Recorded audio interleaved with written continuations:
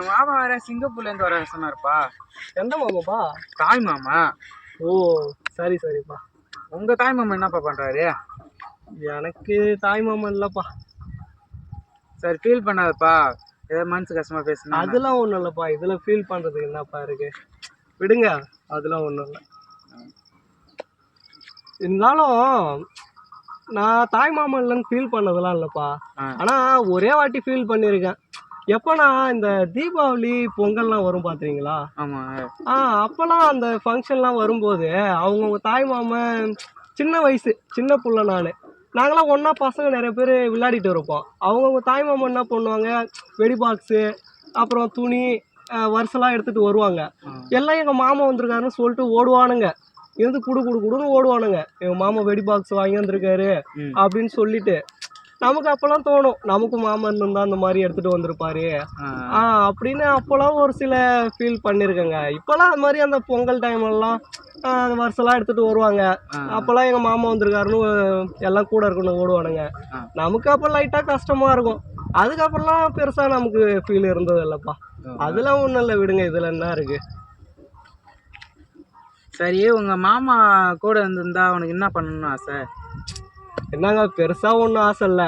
அவர் இப்போ இருந்தால் அவர் கூட கட்டி பிடிச்சிக்கிட்டு பைக்கில் ஒரு லாங் டிரைவ் போகணுன்னு ஆசைங்க. ரொம்ப நாள் ஆசைங்க. தாய் மாமன் கிடைக்கிறதுலாம் ஒரு வரங்க. அதெல்லாம் ரொம்ப ஒரு வரங்க.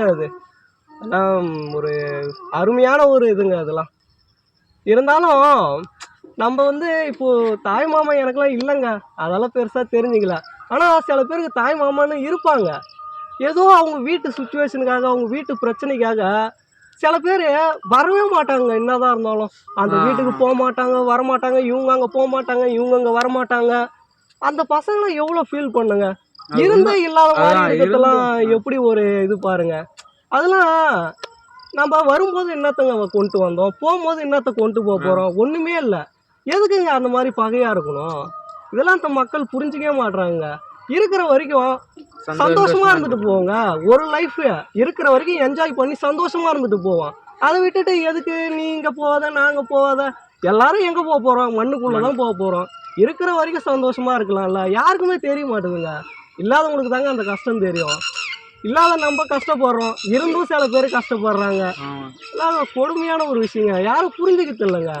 ஆனால் ஒரு சில பேருக்கு மாமன்றதுலாம் ரொம்ப ஒரு பாசமாக இருப்பாங்க சில பேருக்கு. ஆனால் சில பேருக்கு அந்த கொடுப்பனை இல்லை. பரவாயில்ல, விடுங்க. இந்த ஜென்மத்தில் அவங்களுக்கு அவ்வளோதான். ஆனால் இருக்கிற வரைக்கும் 4 பேரை நம்ம கஷ்டப்படுத்தாத இருந்தாலே போதுங்க. 4 பேரை நம்ம வாழ வச்சாதான் அது நம்ம நல்ல வாழ்க்கை வாழ்ந்துருக்குன்னு அர்த்தம் இல்லை. 4 பேரை கெடுக்காத இருந்தாலே போதுங்க. வாழ்க்கை சந்தோஷமாக என்ஜாய் பண்ணி வாழணுங்க. அது உண்மைதாங்க.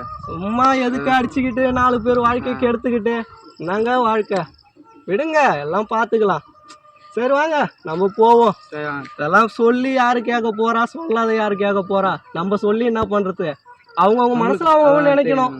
ஆனால் நிறைய பசங்கள்லாம் பாதிக்கப்படுறாங்க இந்த மாமனுங்களால. புரிஞ்சிக்கவே மாட்றாங்க. வாங்க.